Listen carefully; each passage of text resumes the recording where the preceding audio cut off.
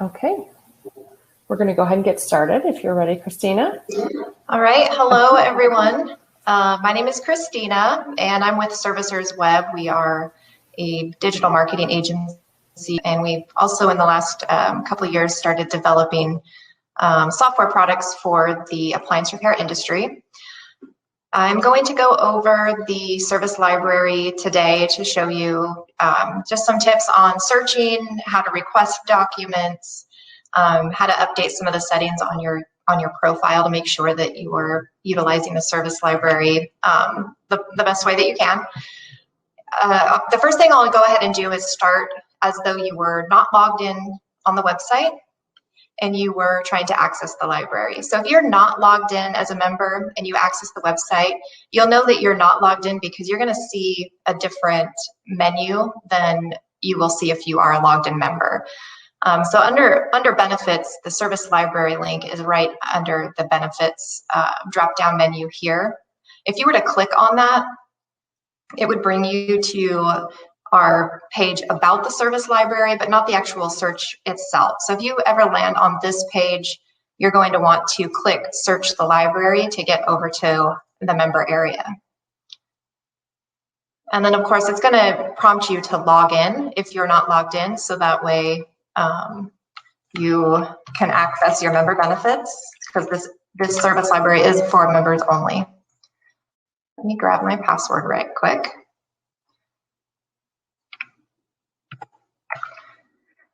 Now you don't have to log in through that way. There's a login option right here up top, so you can also click there to log in.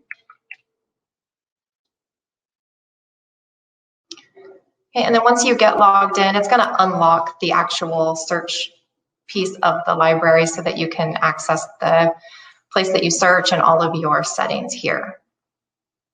Now, one thing I wanted to mention about the library before I get started is that this library is created by members. So the United Appliance Servicers Association has developed the actual search product itself, but all the documents provided and all the information available in the library is all contributed by members.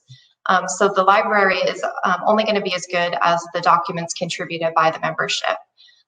It is a collaborative effort to build, and so as a member using the library, we would obviously encourage you to not only request documents, but also contribute documents. If you have come across some documents that you feel would be useful to other members, I'm going to go ahead and show you how you can upload those documents and contribute that to the library. So just to get started here, when you come into the library, one thing you're going to notice is that it looks a lot just like a basic search, and the library itself uses Google's technology in order to access documents from the saved library of files. So all you're going to do is basically put your search in here, and it should return the document you're looking for. And if it doesn't, then I'm going to give you a couple of tips on that. And if the library just doesn't, the document doesn't exist in the library, obviously you're going to request that document, and then I'll show you a little bit more details on that here in a second. One thing you're going to notice too up top here is that once you are logged in as a member, your menu options do change. And so you can see here that there's actually a service library drop down right in the menu system when you're logged in as a member. That'll take you right to search the library, and also directly to upload a document, request a document, or even access the requests that you have made. So that's all going to be available to you here. So first, the best way to access a document in the library is if you have the actual model number that you're looking for. So for example, I'm just going to pop a model number in here. So if you just put the model number that you're looking for and hit search, if there's a document in the library that contains that model number, it will return that document to you and make it available for download. If for whatever reason there's no document in the library with that model number, it's going to let you know that nothing was found. So I'm just going to change this to a random number that's not a model number just to show you what that'll look like. You can see it'll tell you we found no files matching your keywords. And so that's how you know that there's no document with that keyword in the library. One common problem that I know that other libraries have is that basically if maybe you don't have the full model number because you're missing a piece at the back end of that, if the model number, maybe you have a longer model number, but the document doesn't contain all the digits in that model number, our library is going to basically truncate the search for you and keep searching. So you can put the full model number in here. Let me just give you an example. So let's say it's like a -RS or something like that. I just made that up, it's not real. The library should, let's see if this works here. Taking a second to load. You can see that the library still returned that result. So if you have a model number, go ahead and put the full number in there, because the way that this system was developed was to, if it doesn't find the exact match right up front, it's going to remove a digit. That's why it took a little time to look. It's going to keep removing digits until it finds it for you. So you shouldn't need to do any kind of special operations, removing digits, and keep trying. If you put the model number in there and it doesn't find it, it's likely that it doesn't exist in the library itself. You can search by keyword. So I could search LED module in here. If you do that though, you're going to get a result with every single document in the library that contains those keywords. And so as you can see, that's a lot. There's 111 pages of documents that contain the key phrase LED module. So the best thing that you can do in terms of like finding documents in the library is to have that model number. It also will work if there's been like a technical service pointer or something, a technical document that has been identified by a number. For example, I'm going to go ahead and pull one in here. So this is the number to a service pointer. If you know the number to the service pointer, you can just pop that number right in and it'll find it as well. Because you can imagine that the search library has a crawler. That crawler is going in and it's reading all of the information in the PDF document. So as long as that information is listed somewhere in the document, it's going to return to that file. So you can see that here. And now once you're ready to access the document, all you have to do is click download and it will download it into your download folder right on your device. And you can access it right there. So that's the basics of going through search. And I will, once I get through all the rest of this, I will open it up if you have any questions about, specific questions about searching for documents. So just to reiterate, the best way to search is going to be by model number, or if you have specific information like the technical service pointer number or something like that, that's going to be the best way to go about finding something in the library. I also wanted to mention that if you're using the library and there seems to be something that doesn't work right or something that you think would improve the functionality of the library, or you have a recommendation, we have included down here a submit a support ticket option. So if you're logged in as a member and you click on that, it actually might not let me because I'm a super admin right here, but what it'll do is it'll have a support ticket option right here, and you can just fill that out. It'll attach that to your member account and send it over to the admin, and then they will review your request and make sure that your recommendations are reviewed and passed on to the development team. So we would definitely encourage you to utilize that feature if there's any recommendations you have to help improve the library. Now, if you have, you look for something and what you're looking for is not in the library, you can come and request a document right here. So once you click here, it's going to open up a form. And then you'll just include the make, model, product, whatever problem you're having, and then what type of item you're requesting. Are you looking for a service bulletin, a manual, a wiring diagram, whatever it is that you're looking for. And you just fill that information out. And then once you do that, that request comes into the database, and the admin team will get access to that request and help you fulfill it. The way that the request is set up to work is that it starts by sending out a request to the entire Chat USA member board. And so that request is going to send an email to Chat USA. And then if someone within the membership has that document, they reply and attach the document, and then that document gets uploaded to the library, and your request will be fulfilled in that way. The one important thing about sending through requests is if you are not subscribed to Chat USA, your request won't go through. So I'm just going to go through really quickly how you can make sure that your Chat USA settings are activated. If you, for whatever reason, don't want to be subscribed to Chat USA on an ongoing basis, I'm going to show you how you can turn that on and off at your convenience. So one way to get to the Chat USA subscription is when you come over to request a document, you'll see right here, there's a hyperlink to the actual settings. So if you click on that, it's going to take you back into your user profile. So back here, you can see this is the Chat USA information on my profile, and you can see that I'm currently subscribed because it gives me an option here to unsubscribe. So you're going to want to make sure that you're subscribed. So if you come in here, I'm going to unsubscribe real quick.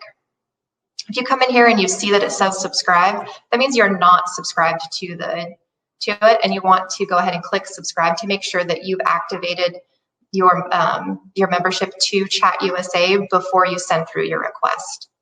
And then if you decide that you want to turn that off, you can always come back into these settings and turn it off once that request has been fulfilled.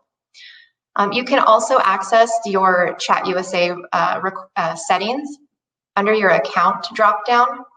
There's Chat USA subscription settings. There's a link to that directly right here. You can also see that there's also a direct link to submit a support ticket. So again, if you needed to leave some feedback or request support on how to use the library, you can always come here and do that right through your membership profile. Now I'm going to jump back over to request a document. Okay, so once you send through your request through here, you'll hit send. It'll go over to the Chat USA forum. Someone from the admin team will review your request and then upload the document to your profile. Once the document is uploaded, you will be able to find that document under My Requests. So you can see here, if your request has not been fulfilled, you're going to see an empty line here. Once the request has been fulfilled, it'll say, yes, click here to download, and then you can re-access that document that you requested right from your profile under My Requests at any time. And all you'll do is click here, and it's going to download that file for you. We probably deleted that file. That was a test. This one's for sure here because I did that yesterday. And you can see that document downloads right here, and it's ready for you to use. You will also receive, once your email has been, or your Chat USA, or once your request has been fulfilled, you're going to get an email that lets you know. So it'll look like this. It'll let you know your service library request has been fulfilled. And it will come from administration at UnitedServicers.com. So you'll want to make sure that you have whitelisted on your whatever email product you use, the United Servicers Association. So that way any information requests that they send you will hit your inbox and not filter out into your spam. And then it'll just give you an information about your request and a hyperlink to access your requested documents right here in the email. Now, the last piece of this is obviously building this library up so that all the documents that members need are available. So if you have documents that you would like to contribute to the library, you can come under Upload. And this is a very simple drag and drop solution. So all you'll have to do is come to Upload and then drag the file and drop it into the system, and it will add your document to the library. Let me go ahead and grab a document here to show you how to do that. Now, I think I'm just sharing my browser with you, unfortunately, so you can't see that I'm actually looking for a document on my computer to upload, so I apologize for that. Give me just 1 second.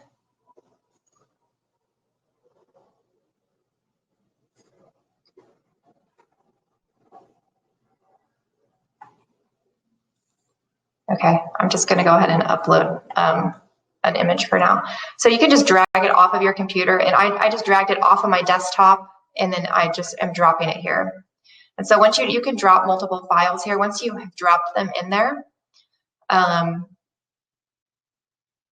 they will upload to the library. And one thing to note, it's actually not going to let me upload an image, but you'll drop your PDF document into here, and then it'll upload it to the library. And just to let you know that it sometimes can take a little bit of time for it to populate in the database. And so you may notice that your document doesn't upload for an hour, maybe 2 hours. Typically, it will be uploaded immediately, but be aware that it can take a little time. And as you can see here, if you get this error here where it shows you a red 0, that just means it's not supporting that document file type. So you'll need to choose a different option. Any PDF files should go through just fine.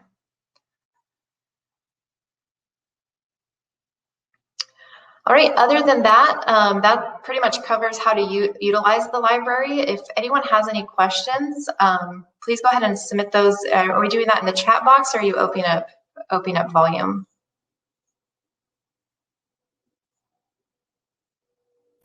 I have it in the chat. Okay, great. So let me just jump in here.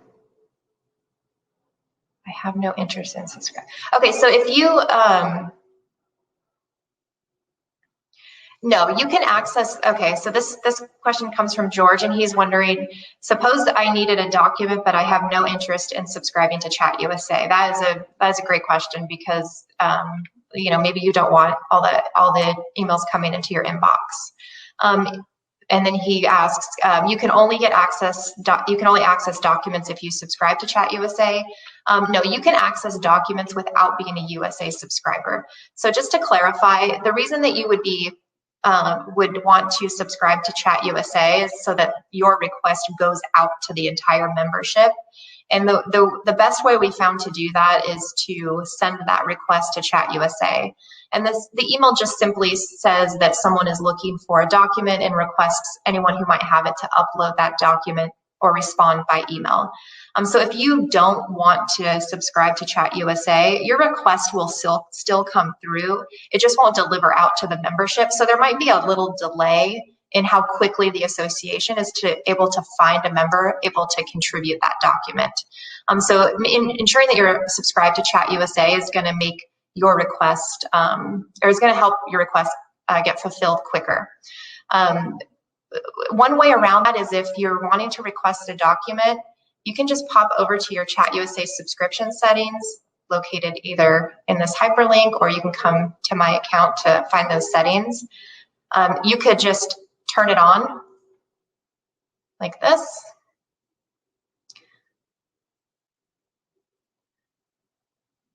Now I'm subscribed. You could come over to request a document.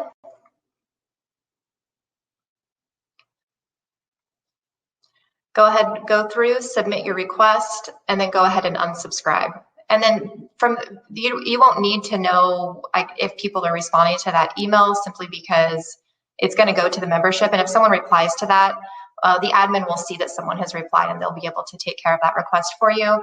They'll fulfill that request, and you'll get an email from them letting know your request has been fulfilled. If you still don't want to go ahead and turn those options on to submit the request, you can go ahead and just submit that request through, but just be aware that it might take a little longer for your request to be fulfilled. Okay, let's see. Anyone else have any questions here? Okay, I don't see any more questions coming through. There's one from Tim. Oh, I missed that one. Sorry about that. That's okay.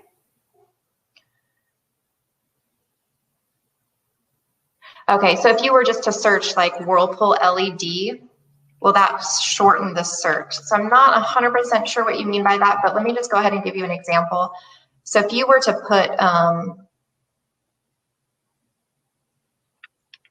so if that document that I was looking at was the one where it's like Whirlpool KitchenAid and a couple other brands have that freezer LED light that is foamed in place, and there's a technical pointer for that on how to resolve that. So if you were, say you were looking for that specific document and you were just trying to put in keywords because you didn't know model number or the pointer number, and you search that, the problem is that it's going to return to you any document in the library that includes the word Whirlpool and LED. So you could, it looks like it returned it up top, so that's kind of a good thing there. But if it was something that you were looking for that was deeper in the results, it would just require you to go through and look through all of those documents. So it returned 27 pages, meaning that 27 documents in our library contain the word Whirlpool LED.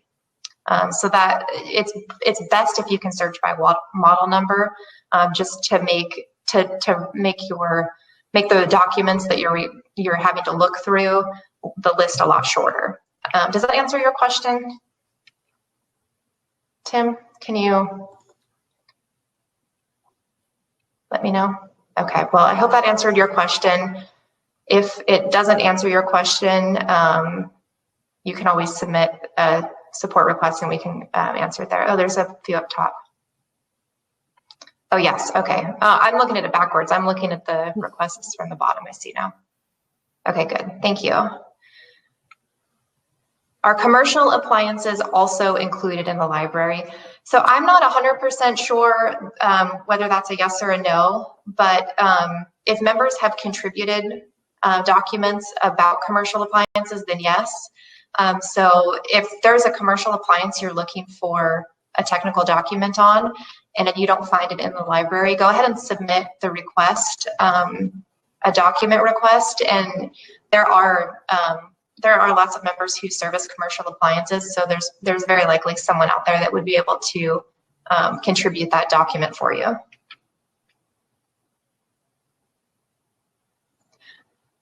Okay, did that answer your question?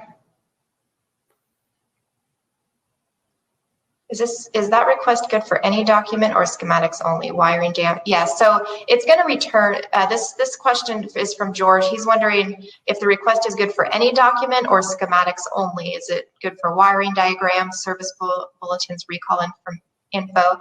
So the request is good for anything. Any technical document that you need, you can go ahead and submit through that request. So for example, when you come in here, put the make and model number and the product, what problem you're having, and if you specifically say, I need a wiring diagram, you could say Whirlpool, and I'm just gonna make up a model number for pretends just right now, refrigerator. I'll just say Whirlpool, and you can get as detailed on here as more information you can provide. Then, like, if you could put exactly what problem you're having in here, then when the members review this request, they might know exactly what documents you might need. And then if you're specifically looking, you say, I need a wiring diagram, you can put wiring diagram in here. So that way, when it comes through, they know that you're specifically looking for a wiring diagram. If you are looking for the wiring diagram and you'd also want to know if there's a service bulletin, you also want a manual, put all that information in there. Because when we fulfill your requests, if there's multiple documents provided, we'll upload all those documents to that request. So you'll have access to all of that information.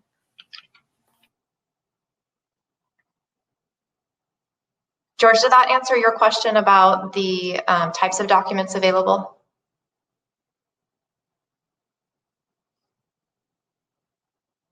Okay. Can we let the chat open and not give anyone responses? Can we let the chat open and not give anyone responses to the questions? I'm not sure what you mean on that one.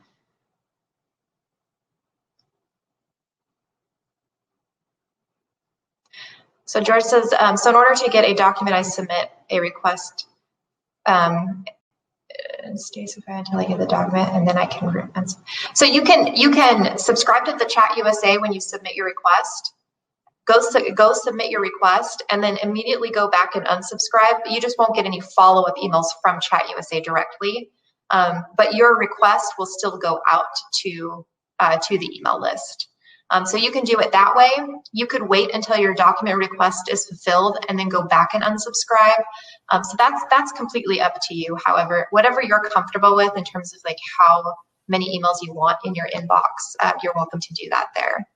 One thing about the Chat USA as well that I'll just go ahead and mention since we're talking about the Chat USA. You can go, I'm currently unsubscribed, but you can go in here and you can look at the threads. So even if you're not subscribed, say you're just kind of curious what's been going on in Chat USA, you can access Chat USA subscription settings. Just again, I know I keep repeating this, but just in case anyone missed it, in your account settings here. And you just come into view email threads. If you click on that, it's going to show you a list of all of the conversations happening within Chat USA. And you can review the entire thread. So for example, this is a document request from Manny Ortega. You can click into that.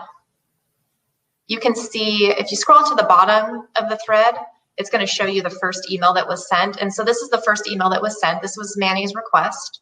He was looking for a Frigidaire, dishwasher, service manual, and wiring diagram. And so that went out to the membership, and you can see a member responded with some information, and there was a little bit of correspondence back and forth. If there's an attachment, you'll be able to see that attachment right there in that thread. So you can see someone provided the copy of what the text sheet he was looking for.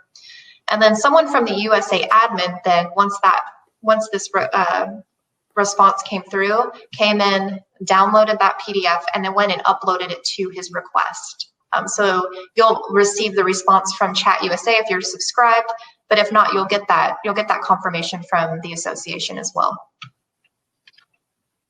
Yeah, so Christina, can we just reiterate with George? George, if you're subscribed, you can submit it, and then you unsubscribe, you'll still get an email from admin saying that your request has been fulfilled and that it's in the library now. Right, and so I have another question just saying why unsubscribe from Chat USA? And the reason that people might decide that they want to unsubscribe is because they don't want to receive the emails in their inbox that come through. So let me get back to the Chat USA settings here. I actually probably could just hit previous page. Come into the thread. So what you can see in terms of like volume coming from that, you can see it's about average 2 or 3 emails per day coming to Chat USA.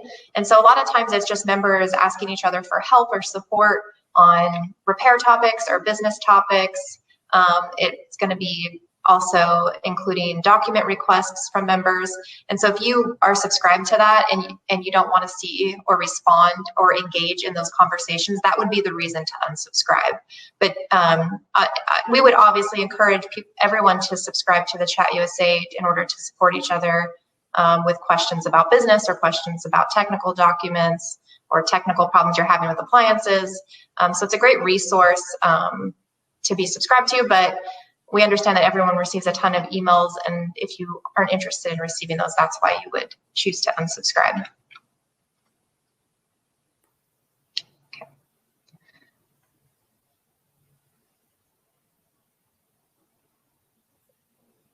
Okay, so that looks like that was the last question. Does anyone else have any questions? I'm happy to answer any questions, any questions anyone has on using the back end of the website, accessing your benefits, anything like that. I can show you where to find things. I know this is on the service library, but if you have any questions, just let me know. And if not, I think that would conclude. Oh, here we go. Okay, so that's just a general response there. Okay. Well, I really appreciate everyone tuning in today to learn more about how to use the service library. And again, I just want to remind you that if you have any questions, if you need any support, even if it's not related to the service library, if you're trying to figure out how to utilize one of your benefits, you're trying to figure out how to access training, anything like that, there is an option down here to submit a support ticket that goes directly to the association's administration, and they are very quick at trying to get you a response for the support that you need. So I would really encourage you to use that if you need any help, and I will go ahead and turn it back over to you, Sarah. Well, thank you. And thank you to everyone who showed up today and anyone that's going to rewatch the replay. Very informative and helpful. So thank you, Christina. Yes, no problem. Everybody have a great day. We'll see you soon. Bye, everyone. Hopefully we see you at the ASTI. Yeah, ASTI Light first. Yes. Yes, we'll be there.